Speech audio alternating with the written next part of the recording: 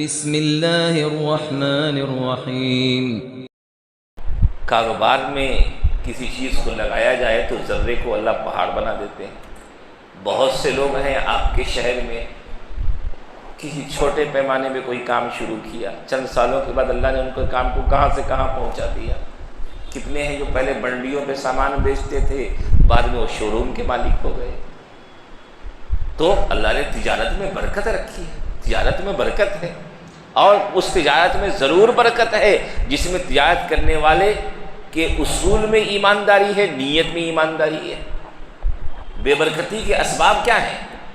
نیت میں فتور ہو، اصول میں بے ایمانی ہو، تو وہاں وہ آنے والی بے ایمانیاں چیزوں کو برباد کرتی رہتی ہیں۔ علماء نے لکھا ہے کاروبار کرنا سچے اصولوں کے ساتھ، ایمانداری کے ساتھ، حقوق کے تحفظ کے ساتھ اور سچائی کے اہتمام کے ساتھ۔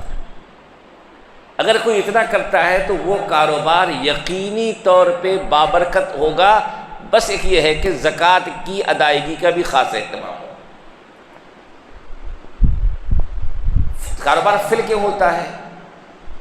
یا تو نیت میں خرابی ہے، اصولوں میں گڑبڑی ہے، معاملات میں جھول ہے، یا اس مال میں ناپاک مال شامل ہے، غلط مال شامل ہے۔ یہ چیزیں ذریعہ بنتی ہے ناکامی کا، نقصان کا، خسارے کا۔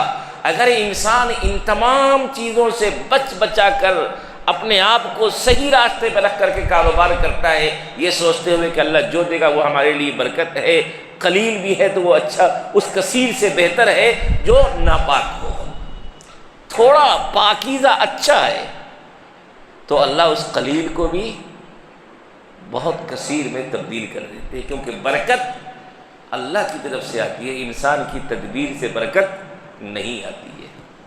انسان اچھی تدبیر کرے تو برکت آتی ہے، ورنہ کوئی بھی انسان غلط پلاننگ کر لے۔ علماء نے لکھا ہے جتنے نیتوں میں فتور ہوگا، اصولوں میں گڑبڑی ہوگی، حقوق کی پامالی ہوگی اور زکوٰۃ کی ادائیگی میں کوتاہی ہوگی، یہ تمام کی تمام چیزیں بے برکتی لاتی ہے اور کاروبار کو، چلتے ہوئے کاروبار کو بھی خسارے میں ڈھکیل دیتی ہے۔